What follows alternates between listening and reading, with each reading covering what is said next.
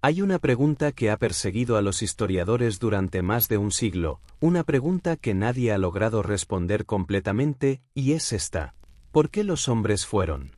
¿Por qué millones de jóvenes, en el año 1914, dejaron sus casas, sus madres, sus promesas de matrimonio y sus sueños de una vida ordinaria, para marchar hacia una guerra que nadie entendía realmente, hacia una muerte que nadie podía justificar? Esta pregunta no es de política, ni de estrategia militar, ni de alianzas políticas complicadas. Es una pregunta sobre la naturaleza humana en sus momentos más oscuros y extraños. Y la respuesta, mi amigo, es lo que descubriremos juntos en estas horas que compartimos, en el silencio tranquilo de la noche. Imagina por un momento que eres un hombre joven. Tienes 23 años. Vives en una pequeña ciudad en el norte de Francia, o quizás en Alemania, o tal vez en las llanuras de Polonia. Hace algunos meses, el mundo era predecible. Había un ritmo en las cosas. Iba al trabajo por la mañana, regresaba por la tarde, los sábados iba a la iglesia o a tomar algo con amigos. Las mujeres con las que te cruzabas en la calle llevaban sombreros grandes y vestidos largos. Los hombres mayores fumaban en las esquinas y hablaban de política sin demasiada urgencia. La vida era lenta, tranquila, sin expectativas de cambio. Y entonces, algo sucedió. Un asesinato en un lugar que no era tu país, de una persona que no conocías, y de repente, todo cambió.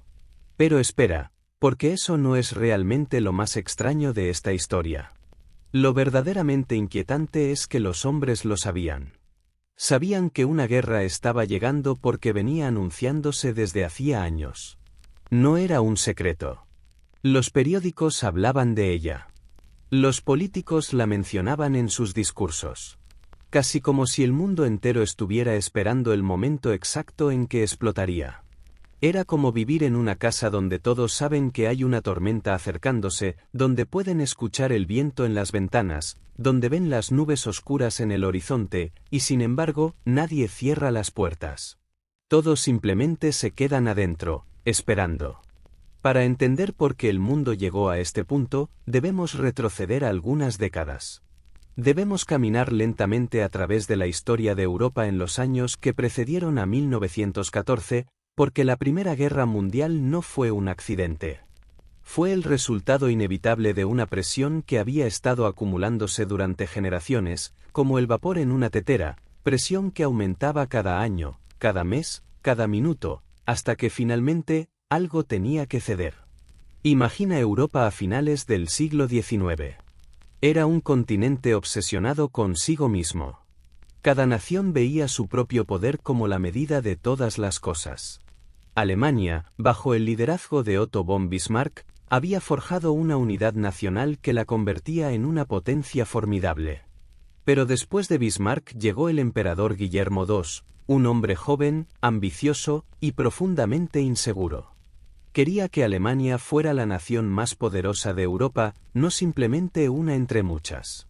Mientras tanto, Gran Bretaña era el imperio en el que nunca se ponía el sol.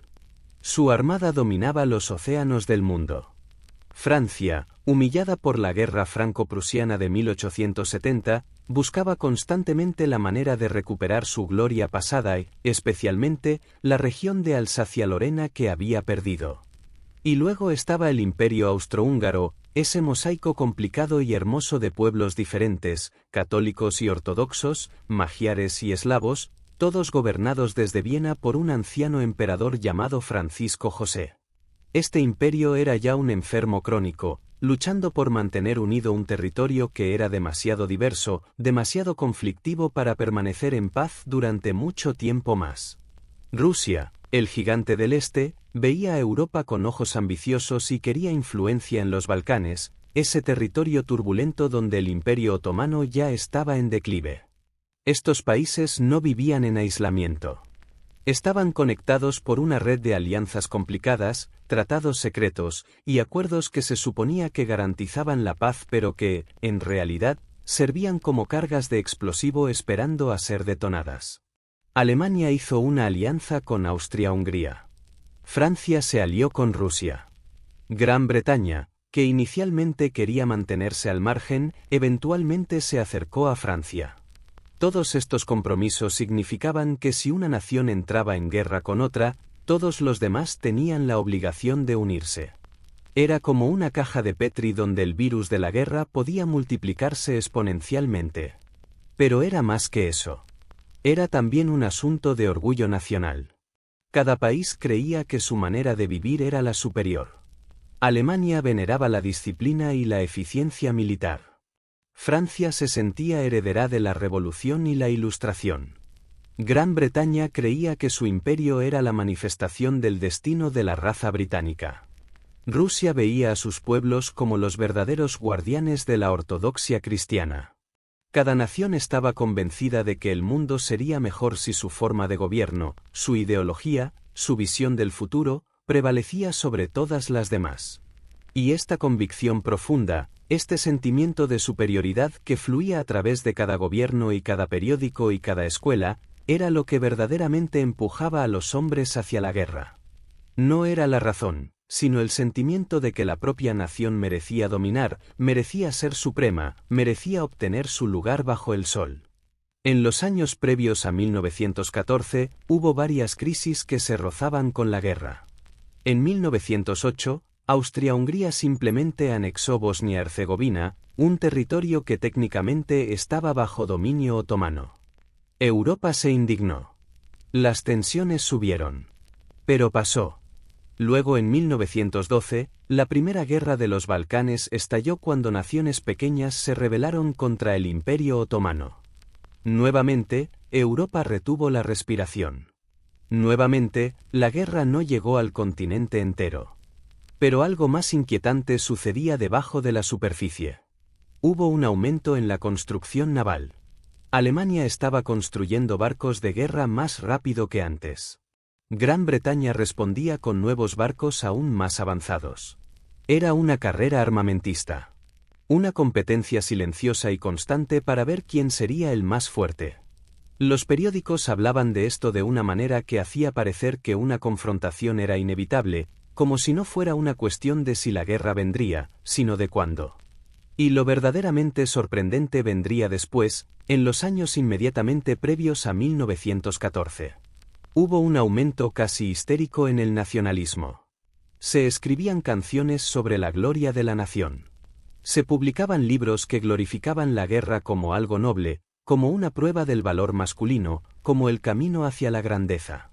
Los jóvenes eran educados en escuelas donde les enseñaban a amar su país por encima de todo, incluso por encima de sus propias vidas. Los oficiales militares escribían estrategias que asumían que la próxima guerra sería resuelta rápidamente, que sería como la guerra franco-prusiana, ganada en semanas, no en años. Nadie parecía entender que la tecnología había cambiado. Las ametralladoras podían disparar cientos de balas por minuto. El acero era más duro. Los fusiles más precisos. Las artillerías de largo alcance más destructivas. La medicina aún no podía salvar a los hombres con las heridas más graves. Pero todos estos hechos parecían no importar en los cálculos de los generales. Todos creían que sería rápido, que sería glorioso y que su nación sería victoriosa.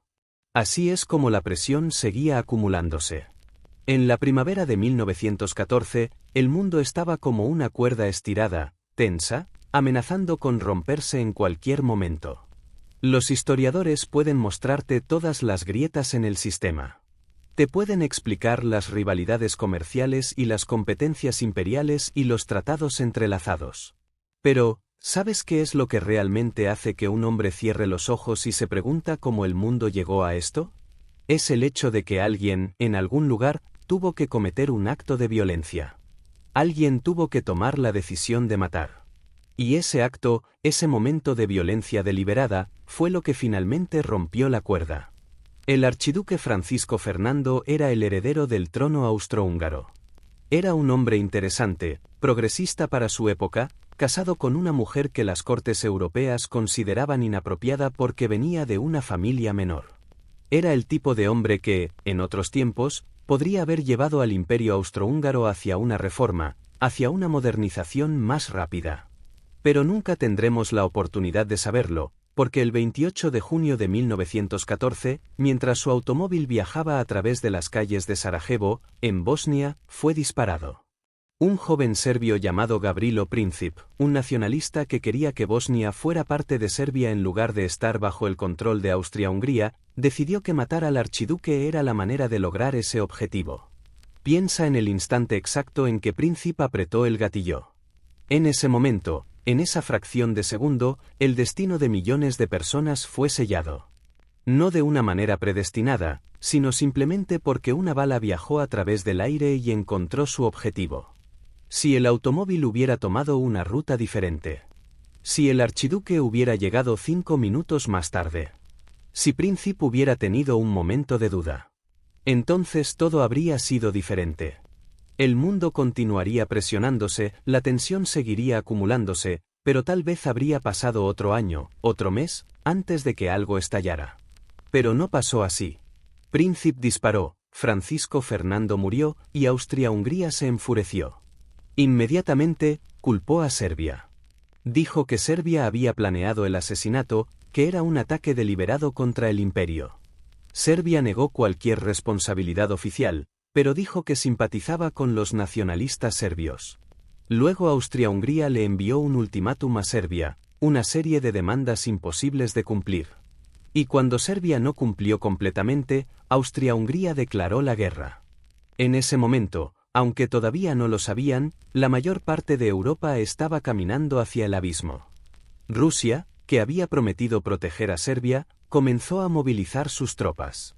Alemania, sintiéndose amenazada por la movilización rusa, le envió un ultimátum a Rusia pidiéndole que se detuviera. Cuando Rusia se negó, Alemania declaró la guerra. Luego, como parte de su plan militar, Alemania decidió que la única manera de ganar era invadir Francia. Y para llegar a Francia, tenían que pasar por Bélgica. Pero Gran Bretaña había garantizado la neutralidad de Bélgica. Cuando Alemania invadió, Gran Bretaña se vio obligada a entrar en la guerra. Todo sucedió en cuestión de días. Del 28 de junio al 4 de agosto. Una semana. En una semana, la mitad de Europa estaba en guerra. Años de presión acumulada fueron liberados en un instante. Fue como si el mundo entero hubiera estado esperando inconscientemente este momento, Catalina para la catástrofe. Y en ciudades y pueblos de toda Europa, cuando se conoció la noticia, ¿sabes qué sucedió? Los hombres jóvenes salieron a las calles gritando de alegría. En Berlín, en París, en Londres, en Viena, la gente celebraba. Las banderas ondulaban. Las bandas tocaban. Los hombres corrían a los centros de reclutamiento para enlistarse. La guerra era lo que el mundo había estado esperando, y ahora había llegado. Pero la realidad de la guerra fue algo completamente diferente de lo que la gente había imaginado. Los estrategas militares habían planeado para una guerra rápida, una guerra de movimiento, donde los ejércitos avanzarían rápidamente, donde habría victorias decisivas, donde todo estaría terminado antes del invierno. Eso es lo que decían los generales en agosto de 1914. Estaremos de vuelta a casa antes del invierno, les decían a los hombres. Será una aventura gloriosa. Será la oportunidad de demostrar tu valor, tu lealtad a la patria, tu hombría. Los hombres que se enlistaron tenían poco más de 20 años en promedio. Muchos nunca habían viajado fuera de su provincia. Muchos no podían leer. Muchos provenían de granjas o de fábricas. Fueron entrenados rápidamente, a veces en apenas unas pocas semanas, antes de ser enviados al frente. Y el frente, ese lugar del que todos hablaban, ese lugar donde sucedería la gloria, era algo que nadie que no hubiera estado allí podía realmente entender. Imagina el frente occidental. Es octubre de 1914. Ya no es la guerra de movimiento que se suponía debería ser. Ya no hay grandes batallas donde los ejércitos se chocan y alguien gana. En cambio, lo que sucedió es que los ejércitos se enfrentaron, el uno al otro se atrincheró, y luego algo sucedió que nadie había predicho completamente. La guerra simplemente se detuvo. Los dos lados cavaron. Cavaron túneles en la tierra, construyeron paredes de tierra y bolsas de arena, extendieron alambre de púas. Y allí se quedaron. Frente a frente, separados a veces por apenas 100 metros. Y así comenzó lo que se conocería como la guerra de trincheras, un tipo de guerra que no tenía precedentes en la historia, una forma de pelear que haría que los millones de hombres que habían imaginado gloria y aventura descubrieran algo muy diferente. Las trincheras eran obras de ingeniería complejas. No eran simples agujeros en la tierra. Eran sistemas elaborados de túneles y búnkeres y posiciones defensivas. Las paredes estaban reforzadas con vigas de madera. El piso, si podías llamarlo así, era a menudo un lodo profundo, mezcla de tierra mojada y, bueno, cosas que no debería mencionar. El agua se acumulaba. Los hombres pasaban días, a veces semanas, de pie en agua fría que les llegaba hasta las rodillas. Sus pies se humedecían constantemente. Eventualmente, la piel se ablandaba, se infectaba. Los hombres perdían los dedos de los pies sin que nadie los amputara quirúrgicamente. Simplemente caían. Y entonces estaban los olores. Imagina el olor de miles de hombres viviendo en un espacio confinado sin instalaciones sanitarias adecuadas. Imagina el olor de los cuerpos muertos que a veces permanecían en tierra de nadie, en el espacio entre las trincheras, durante días antes de que alguien pudiera recuperarlos. Imagina el olor de las latinas improvisadas, de la comida que se pudría, del barro mismo que apestaba después de semanas de lluvia. Los hombres que sobrevivieron la Primera Guerra Mundial dijeron que el olor era algo que nunca pudieron olvidar, incluso años después, incluso cuando eran hombres viejos, el olor de las trincheras permanecía en sus recuerdos. La comida era básica. Pan duro, a veces con gusanos. Sopa clara. Ocasionalmente, carne enlatada que había sido preparada meses atrás. El alcohol era común, porque el agua no siempre era potable y la cerveza o el ron ayudaban a los hombres a mantener la cordura. Los cigarrillos eran una moneda de cambio, algo más valioso a veces que el dinero que les pagaban. Los hombres fumaban para aplacar el hambre cuando la comida escaseaba. ¿Crees que habría soportado aquel invierno interminable? Piénsalo. Piensa en el frío extremo. Las trincheras en invierno se volvían lugares de un sufrimiento que es casi imposible de imaginar. El agua se congelaba. Los hombres experimentaban un fenómeno que se conocía como pie de trinchera, donde el frío extremo y la humedad constante causaban que los pies se gangren. Los hombres gritaban de dolor, pero se les ordenaba permanecer en su puesto. Los dedos se caían. La gangrena progresaba. Algunos hombres fueron amputados que nunca habían sido heridos en combate. Simplemente fueron destruidos por el clima y las condiciones. Las ratas eran omnipresentes. Ratas grandes, casi del tamaño de gatos pequeños, que comían los restos de comida, si los hombres descuidaban su vigilancia, comían partes de los muertos. Los hombres pasaban horas cazando ratas, no por deporte, sino porque las ratas eran una amenaza constante a su cordura. Los piojos eran inevitables. Cada hombre tenía piojos. Era imposible no tenerlos. Se extendían de hombre a hombre, vivían en la ropa, ponían huevos, se multiplicaban. Los hombres se rascaban constantemente hasta que se formaban úlceras. Las infecciones eran comunes. La gangrena era común. El ruido era constante. Incluso cuando no había una batalla activa, había fuego de artillería. Las ametralladoras balbuceaban en la noche. Los disparos ocasionales de francotiradores. El silbo de los obuses que caían. A veces, en las noches, cuando el fuego de artillería cesaba momentáneamente, el silencio era casi más aterrador que el ruido, porque el silencio significaba que algo estaba a punto de suceder. Significaba que probablemente iba a haber un asalto, un ataque masivo de infantería, donde miles de hombres saldrían de sus trincheras y avanzarían sobre las trincheras enemigas. Un asalto era una de las peores experiencias que un hombre podía tener. Se tocaba un silbato. Los hombres saltaban de la trinchera. Corría hacia ti el fuego de ametralladoras masivo desde las trincheras enemigas. Los obuses caían del cielo y explotaban. Los hombres caían. A veces avanzaban 100 metros. A veces avanzaban 50. A veces no avanzaban nada. Simplemente se quedaban en tierra de nadie, muriendo, gritando, pidiendo ayuda que no llegaba. Y entonces, cuando el asalto fracasaba, se ordenaba a los hombres que retrocedieran a las trincheras, y todo volvía a la normalidad, a la espera, a la humedad, al barro, a los piojos, a las ratas. Lo verdaderamente sorprendente es que la mayoría de los hombres no desertaban. Tenían oportunidades de hacerlo. Podrían haberse alejado. Podrían haberse rendido. Pero no lo hicieron. Permanecían en sus trincheras. ¿Por qué? Porque había una disciplina militar brutal. Los hombres que intentaban desertar eran ejecutados. Eran ejecutados enfrente de toda la unidad, como ejemplo.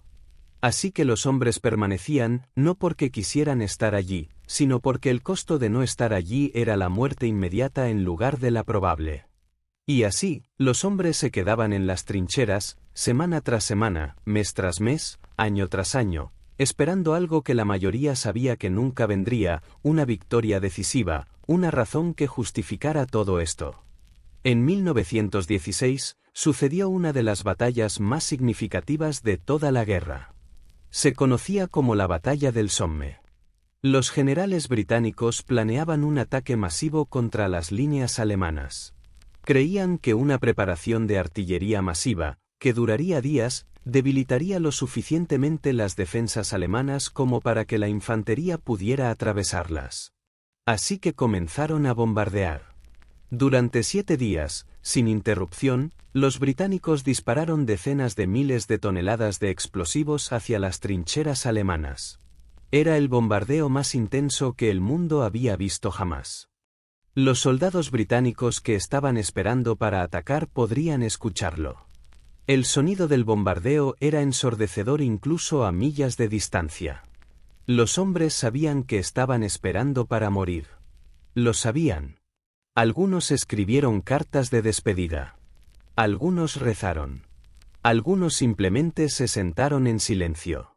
El 1 de julio de 1916, al amanecer, se tocó el silbato. 60.000 hombres saltaron de las trincheras británicas. 60.000. Lo que pasó en las siguientes horas fue uno de los días más sangrientos en la historia militar. Los alemanes, asombrosamente, no habían sido destruidos por el bombardeo. Sus trincheras estaban profundas. Los alemanes habían sobrevivido. Y cuando los británicos salieron del suyo, los alemanes estaban listos. Las ametralladoras abrieron fuego. En el primer día de la batalla del Somme, murieron o fueron heridos 20.000 soldados británicos. 20.000 en un solo día.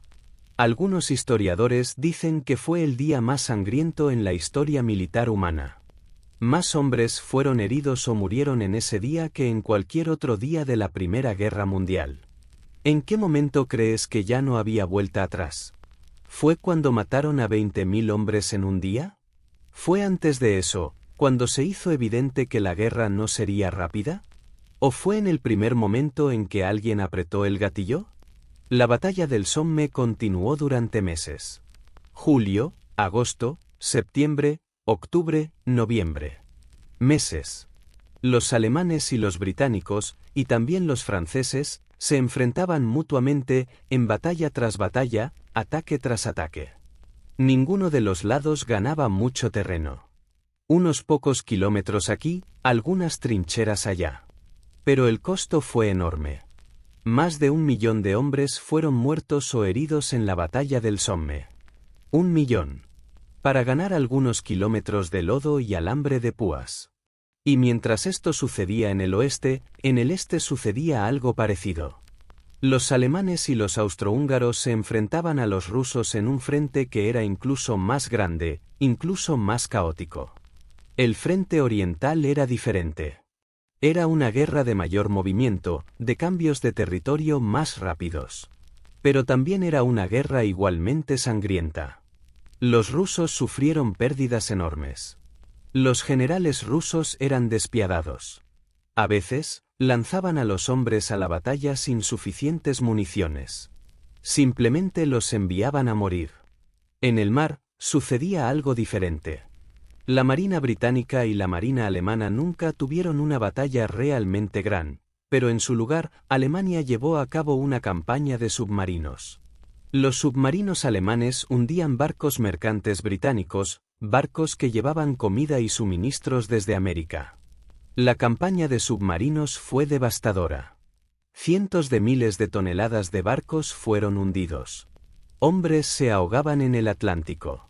Pero la campaña submarino también ayudó a cambiar la guerra, porque Estados Unidos, que hasta ese momento se había mantenido neutral, comenzó a sentir presión para entrar en la guerra del lado de Gran Bretaña.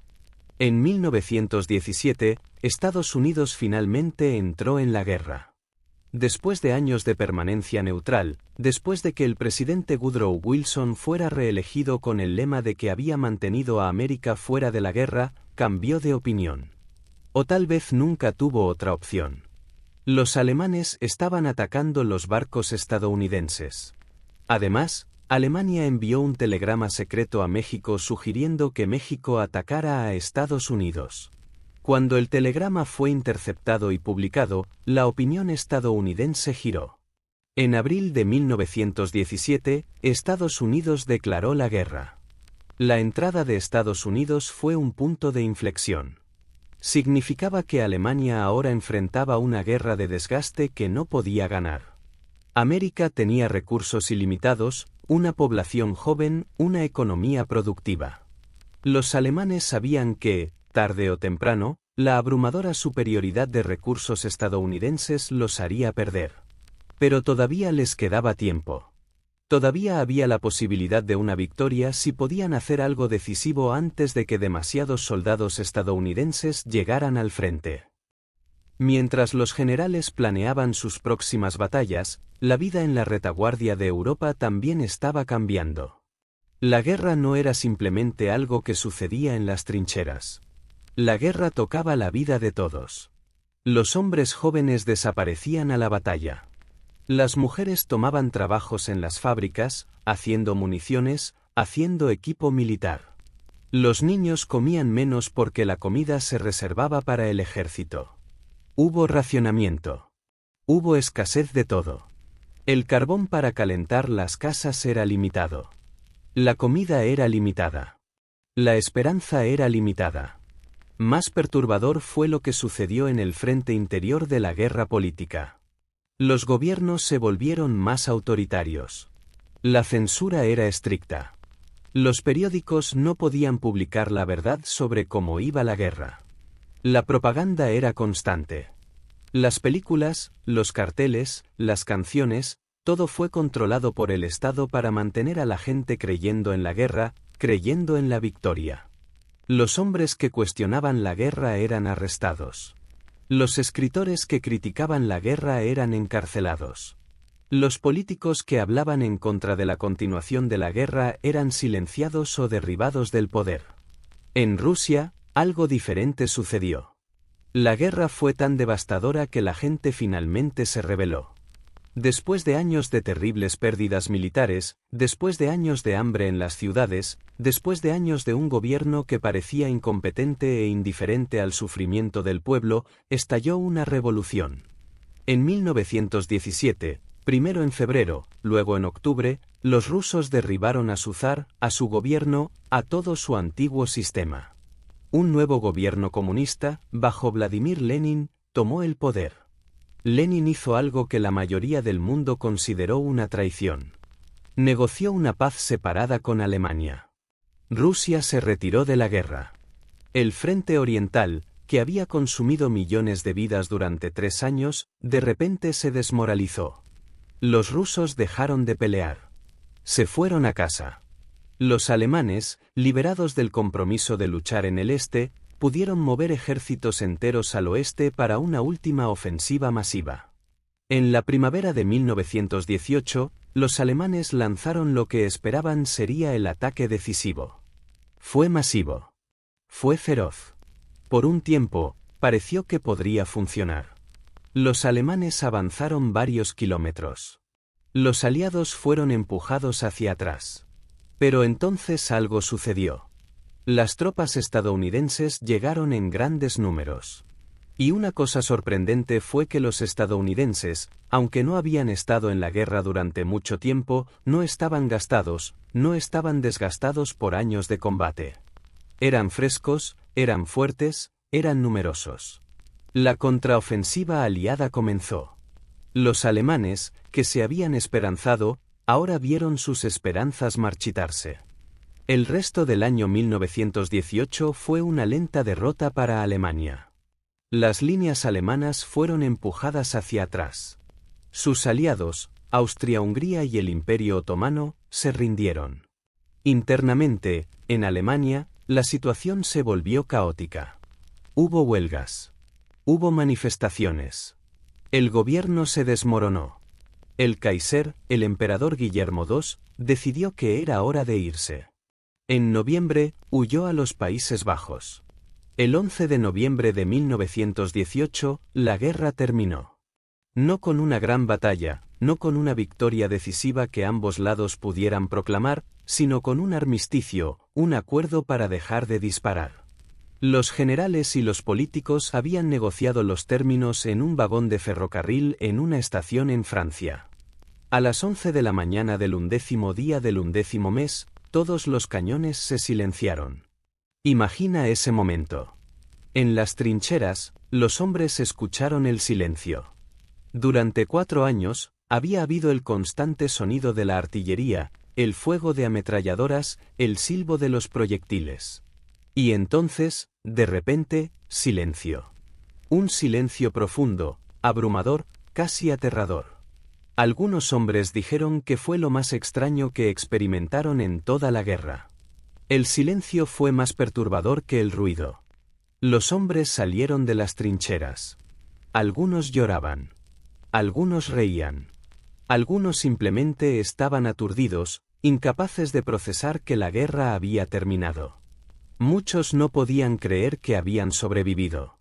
Habían pasado años pensando que morirían en aquel lodo. Habían pasado años rodeados de muerte. Y ahora, de repente, estaban vivos, y la guerra había terminado. Pero cuando empezó la realidad de lo que la guerra había significado a establecerse, el alivio se convirtió rápidamente en devastación. 10 millones de hombres habían muerto. 10 millones. Habría que esperar a la Segunda Guerra Mundial para ver números más altos. Otros 20 millones fueron heridos, muchos de ellos permanentemente incapacitados. Una generación de europeos había sido casi destruida. En Francia, un hombre de cada 10 en la edad de combate estaba muerto. En Alemania, la proporción era similar. En Italia, Serbia, Reino Unido, Rusia, en todos lados, ciudades enteras habían perdido a sus hombres jóvenes. Pero eso no era lo peor. Lo peor era que muchos de los que sobrevivieron nunca realmente volvieron a casa. Volvieron físicamente, pero psicológicamente, permanecieron en las trincheras. Permanecieron en el barro. Permanecieron escuchando el sonido de la artillería que nunca más sonaría. Muchos desarrollaron lo que entonces se llamaba neurosis de guerra, lo que ahora llamaríamos trastorno de estrés postraumático. Tenían pesadillas. Se despertaban gritando. Saltaban al menor ruido inesperado. Algunos se suicidaron. La tasa de suicidios entre los veteranos de la Primera Guerra Mundial fue enormemente alta. Las ciudades donde regresaban los veteranos eran ciudades que estaban enfermas de una manera profunda. Hubo desempleo masivo. La inflación era galopante. En Alemania especialmente, la economía colapsó. Las personas estaban hambrientas. Las personas estaban furiosas. Se culpaban unas a otras por la guerra. La izquierda culpaba a los capitalistas. La derecha culpaba a los bolcheviques. Los militares culpaban a los políticos. Los políticos culpaban a los militares. Todos estaban buscando a quién culpar. Y luego vinieron las conferencias de paz. Los vencedores de la Primera Guerra Mundial, principalmente Gran Bretaña, Francia y Estados Unidos, se reunieron en Versalles, en el palacio del rey Luis XIV, para decidir cómo reorganizar el mundo. Fue aquí donde ocurrió algo que probaría ser desastroso. Francia, humillada por Alemania en 1870, quería venganza. Quería castigar a Alemania tan severamente que nunca pudiera volver a amenazar a Francia. Los británicos querían asegurar su posición como la potencia dominante.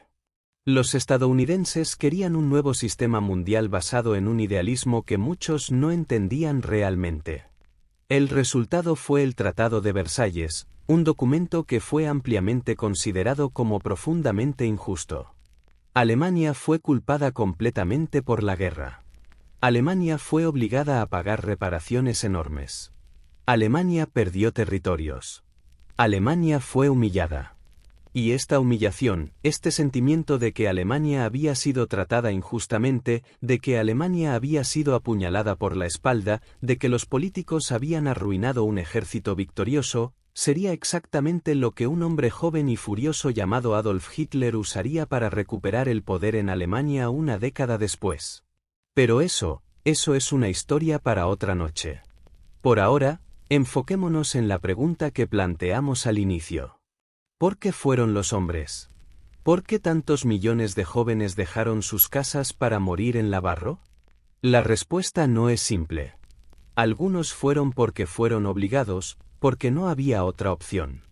Algunos fueron porque creían que estaban defendiendo a su país contra una amenaza existencial, aunque esa amenaza era más imaginada que real. Algunos fueron porque habían sido adoctrinados desde la niñez para creer que la guerra era gloriosa, que la muerte en batalla era una forma de alcanzar la inmortalidad. Algunos fueron por dinero, porque el salario del ejército era mejor que lo que podían ganar en casa. Algunos fueron porque todos sus amigos iban, y no querían ser vistos como cobardes. Pero creo que la verdadera razón es más profunda. Creo que los hombres fueron porque vivían en un sistema que no funcionaba, en un mundo que estaba roto. Los gobiernos no podían resolver sus diferencias. Los economistas no podían resolver las desigualdades. Los políticos no podían encontrar una manera de equilibrar el poder entre naciones. Así que cuando surgió la guerra, cuando el sistema colapsó, fue casi como un alivio. Finalmente, había una razón clara para todo el malestar, toda la ansiedad, toda la tensión que había estado acumulándose. Finalmente, había un enemigo claro, un objetivo claro. Mata al enemigo, gana la guerra, vuelve a casa, todo estará bien. Eso es lo que les dijeron. Pero por supuesto, eso no es lo que pasó. Lo que pasó fue que descubrieron que no hay gloria en la guerra. No hay gloria en el barro. No hay gloria en ver a tu mejor amigo cortado por ametralladora. No hay gloria en el hambre y el frío. No hay gloria en la muerte. La Primera Guerra Mundial cambió el mundo. Cambió la manera en que los hombres pensaban sobre la guerra. Cambió la manera en que los gobiernos pensaban sobre la guerra. Introdujo armas tan destructivas que nadie volvería a querer usarlas, aunque por supuesto, volvieron a usarlas. Mató a 10 millones de personas. Destruyó imperios. Reconfiguró mapas. Causó una hambruna que mató a millones más. Causó una pandemia de gripe que mató a más personas que la propia guerra. Pero lo más importante es que cambió a los hombres que vivieron en ella. Los veteranos de la Primera Guerra Mundial llevaron las cicatrices de esa experiencia por el resto de sus vidas. Muchos murieron jóvenes, sus cuerpos destruidos por la guerra. Muchos nunca tuvieron las vidas que habían imaginado. Nunca tuvieron las familias que esperaban tener. Nunca tuvieron la paz que habían ganado, supuestamente, sacrificándose. Cuando los historiadores hablan de la Primera Guerra Mundial ahora, casi 100 años después, a menudo se preguntan qué habría pasado si algo hubiera sido diferente. Si el archiduque Francisco Fernando no hubiera sido asesinado. Si Alemania no hubiera invadido Bélgica. Si Estados Unidos no hubiera entrado en la guerra. Pero la verdad es que la guerra era inevitable. No porque estuviera predestinada, sino porque el mundo que lo precedía no podía durar. La presión era demasiada. Las tensiones eran demasiadas. En algún momento, algo tenía que ceder. Y ahora, aquí estamos, más de 100 años después, en un mundo que fue moldeado por la Primera Guerra Mundial de maneras que apenas entendemos. Los países que existen hoy, las fronteras que trazan los mapas, los conflictos que persisten en Oriente Medio y otros lugares, Todo eso es la consecuencia directa de la Primera Guerra Mundial y de cómo se terminó. El mundo que tú vives, las noticias que lees, los conflictos que ves, todos son ecos de esa guerra lejana. A veces, cuando estamos en tiempos de paz, cuando vivimos en una sociedad que parece estable, es fácil olvidar lo frágil que es todo.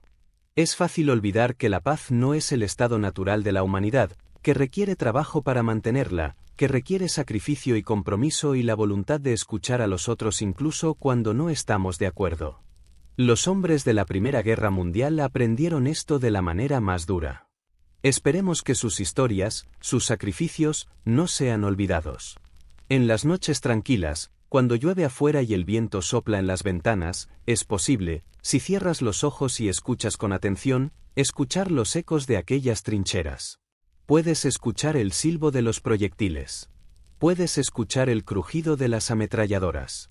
Puedes escuchar el grito de los hombres heridos pidiendo ayuda. Puedes escuchar el silencio después de una batalla. Todo está allí, en el silencio, en la noche, en los lugares oscuros de nuestra memoria colectiva como especie. La Primera Guerra Mundial fue el final de un mundo. Fue el final de los imperios como los conocíamos. Fue el final de la inocencia europea. Fue el final de la creencia de que el progreso tecnológico significaba progreso moral. Y fue el comienzo de un mundo nuevo, un mundo más oscuro, más complicado, más difícil de entender. Fue el primer acto de una tragedia que continuaría con la Segunda Guerra Mundial, que continuaría con la Guerra Fría, que continúa incluso hoy. Pero también fue un recordatorio de la capacidad humana de resistencia. De cómo los hombres, enfrentados con condiciones tan horribles que parecería imposible sobrevivir, encontraron maneras de seguir adelante. De cómo los hombres, incluso en el peor momento, encontraron momentos de humanidad, de amabilidad, de conexión. En las trincheras, durante las treguas navideñas no oficiales, enemigos jugaban al fútbol juntos. Enemigos compartían cigarrillos y comida. Enemigos, durante una breve hora, recordaban que eran hombres primero y combatientes después. Esa es la verdadera lección de la Primera Guerra Mundial. No es sobre la gloria de la guerra, no es sobre la estrategia militar, no es sobre quién ganó y quién perdió. Es sobre el costo de la guerra, el costo verdadero, el costo humano. Es sobre los hombres jóvenes que fueron, que murieron, que vieron cosas que no deberían haber visto. Es sobre las madres que nunca volvieron a abrazar a sus hijos. Es sobre las promesas de matrimonio que nunca se cumplieron. Es sobre las vidas que nunca fueron vividas. Y es también sobre la pregunta eterna, la pregunta que formulamos al principio. ¿Por qué fueron? ¿Por qué dejaron todo? ¿Por qué sacrificaron sus vidas? La respuesta, creo, es que esperaban algo mejor. Esperaban que el sacrificio tuviera significado. Esperaban que, de alguna manera, sus muertes traerían paz duradera. Esperaban que el mundo aprendería de sus sufrimientos, que nunca volvería a repetirse. Pero sabemos que no fue así. Sabemos que solo 20 años después, el mundo estaba en guerra de nuevo. Sabemos que la humanidad no aprendió de la Primera Guerra Mundial. Así que el sacrificio de aquellos millones de hombres fue, en muchos sentidos, un sacrificio por nada. Y eso, quizás, es lo más triste de todo. Que murieron esperando algo que nunca llegó. Murieron esperando un mundo mejor que nunca existió. Pero la noche es larga. Y en la larga noche, en el silencio de tu habitación, tal vez puedas encontrar un poco de paz. Tal vez, en los ecos de historias antiguas, en los ecos de las experiencias de aquellos hombres, puedas encontrar una comprensión más profunda de lo que significaba ser humano en esos tiempos oscuros. Tal vez, cuando despiertes mañana, llevarás con vosotros un poco de sus historias, un poco de su resistencia, un poco de su humanidad. Los hombres de la Primera Guerra Mundial se han ido ahora. Los últimos veteranos murieron hace años. Los últimos sobrevivientes de las trincheras son simplemente figuras históricas. Pero sus historias permanecen. Sus historias permanecen en los libros. Sus historias permanecen en los museos. Sus historias permanecen en los memoriales de guerra en los pequeños pueblos de Europa y en todo el mundo. Y si escuchas con cuidado, sus historias permanecen en el viento nocturno. Que descanses bien. Que encuentres paz en el silencio. Y cuando despiertes, lleva contigo el conocimiento de que la paz que disfrutas, la vida que llevas, fue ganada a un costo incalculable. Fue ganada con la sangre, el sudor, las lágrimas, y la muerte de millones de hombres jóvenes que nunca pidieron nada excepto el derecho a vivir sus vidas en paz. La noche es profunda. El silencio es tranquilizador. Y las historias del pasado duermen en el presente, esperando a ser recordadas, esperando a ser honradas, esperando a ayudarnos a ser mejores de lo que fuimos. Duerme ahora. Duerme en la paz del conocimiento histórico. Y cuando despiertes, recuerda que el mundo que conoces fue forjado en las trincheras de la Primera Guerra Mundial.